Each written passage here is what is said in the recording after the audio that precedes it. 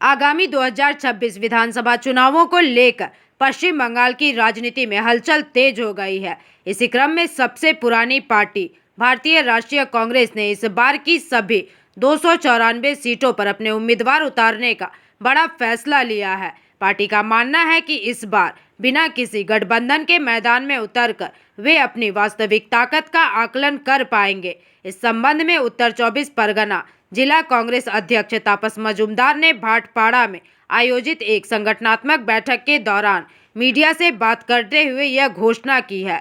उन्होंने स्पष्ट किया है कि पार्टी इस बार किसी भी दल के साथ गठबंधन नहीं करेगी और पूरी मजबूती के साथ अकेले ही चुनाव लड़ेगी। बैठक के बाद तापस मजूमदार ने आत्मविश्वास जताते हुए अपनी बातें रखी।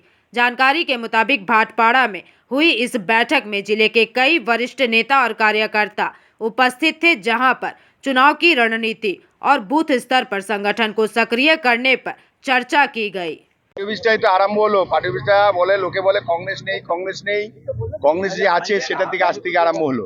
কারণ আমরা 294টা সিট দিচ্ছি, আমরা সেই যাবে দেখি এইবার দেখাতে চাই যে আমরা 294টা আমাদের ক্যান্ডিডেট আছে কিনা। কারণ অনেকে বলে কংগ্রেস কিছু নেই, সাইনবোর্ড হয়ে গেছে, সেটাই প্রমাণ করার জন্য আজকে আমরা পার্টি অফিস উদ্বোধন করলাম। তাহলে কংগ্রেস কি জোটে যাবে না? না, কংগ্রেস জোটে যাবে না, ঠিক করে নিয়েছে। কেন কংগ্রেস জোটে গিয়ে গিয়ে কংগ্রেস ধ্বংস হয়ে যাচ্ছে।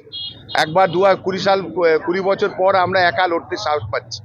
কেননা কখনো তৃণমূল, কখনো সিপিএম, কখনো এইভাবে হয় না।